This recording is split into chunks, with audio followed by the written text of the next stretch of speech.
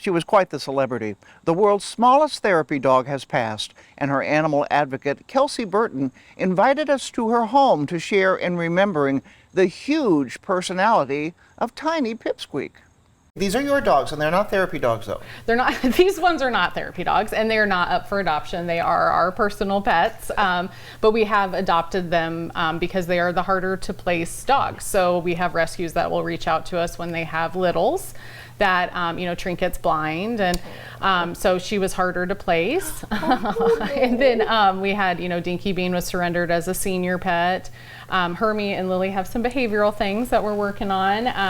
And then Ava's about 15. Oh, so my goodness. yeah, so sneeze. So we kind of just, pick dogs, take dogs that need us. The little old ones is what you got. Yeah. Oh my, they're doing just great. We're all on the sofa together. I love it. We are missing one who's not on the sofa today Right. with us. Yeah. And that's why we're here, because Pipsqueak, as you probably know, has a huge following, and she just recently passed. Yeah. Let's go back. How did you get Pipsqueak?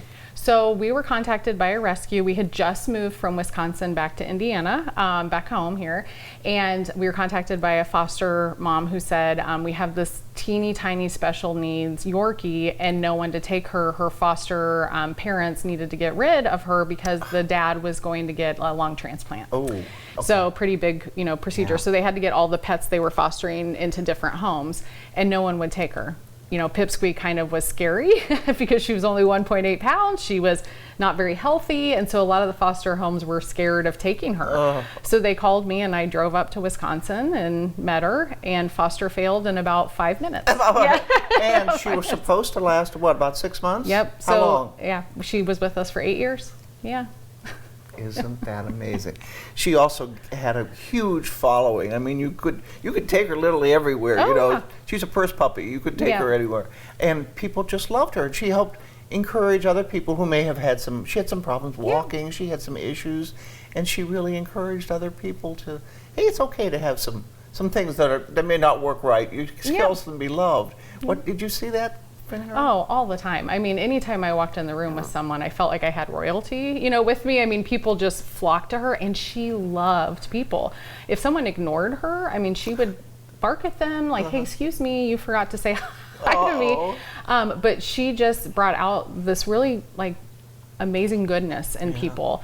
And because she did have spina bifida and she had, a few other medical concerns, anyone that had, any disabilities just absolutely related to her. They could see, just what she was going through and how strong she was and how she kept going every day. And I mean, she inspired me every single day. There are days you don't want to get up and get out of bed, and you don't want to put one foot in front of the other. Right. And I would look at her and think, if she can do it, I can do it.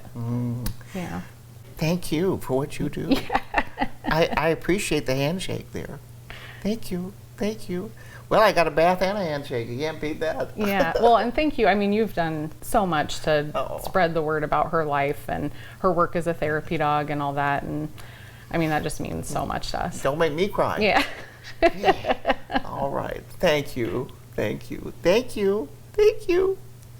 And we'll be back with more on Pet Pals TV.